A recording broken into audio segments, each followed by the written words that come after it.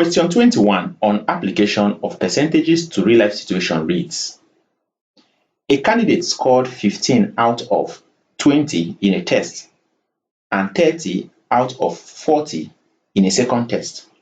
What was his overall percentage in the two tests?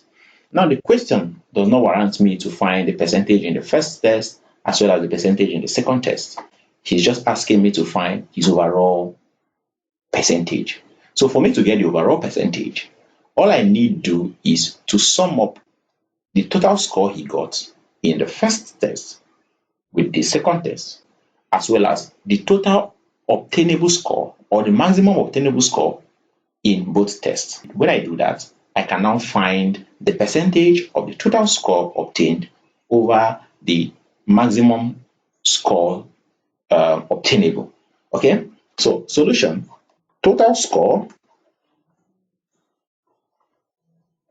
will be equal to 15, which you got in the first test, plus 30, which you got in the second test, which is equal to 45.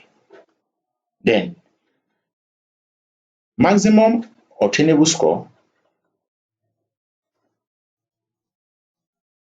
maximum score obtainable will be the maximum score for the first test, which is 20, plus the maximum score in the second test, which is 40. And when you sum them up together, it gives you a total of 60 score or 60 marks. Now we're asked to find the percentage. So the percentage of his overall marks will be percentage of score will be equal to 45 divided by 60 times 100 over 1. So this will cancel this. 2 into 10 is 5. 2 here is 3. 3 here is 1. 3 into 45 is 15. So that this is said to be 15 times 5, and that was said to be 75%. So his overall percentage in the two tests is said to be 75%. Also, you can get the percentage in the first test and that of the second test, add them up together and divide by 2. That will equally give you 75%.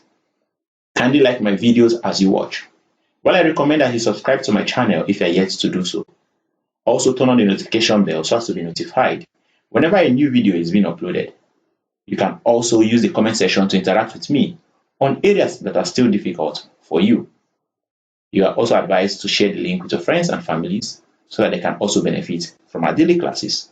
We shall now take the next exercise on application of percentages.